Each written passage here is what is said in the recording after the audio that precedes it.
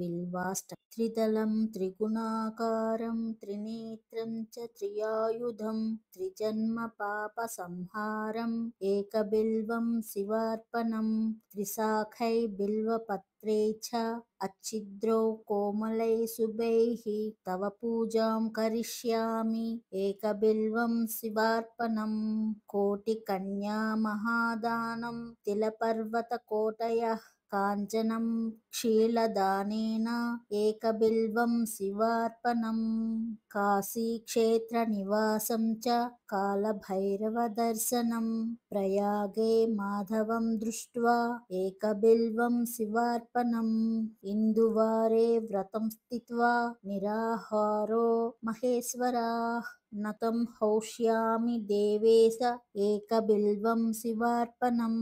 रामलिङ्गप्रतिष्ठा च वैवाहिककृतं तथा तटाकानि च सन्धानम् एकबिल्वं शिवार्पणम् अखण्डबिल्वपत्रं च आयुतं शिवपूजनं कृतं नाम सहस्रेण एकबिल्वं शिवार्पणम् उमया सह देवेश नन्दिवाहनमेव च भस्मलेपन सर्वाङ्गम् एकबिल्वं शिवार्पणम् सालग्रामेषु विप्राणं तटाकं दशकूपयोः यज्ञकोटिसहस्रच्छ एकबिल्वं शिवार्पणम् दन्तिकोटिसहस्रेषु अश्वमेधशतक्रतौ कोटिकन्या महादानम् एकबिल्वं शिवार्पणम् बिल्वानां दर्शनं पुण्यं स्पर्शनं पापनाशनम् अघोरपापसंहारम् एकबिल्वं शिवार्पणम् सहस्रवेदपाठेषु ब्रह्मस्थापनमुच्यते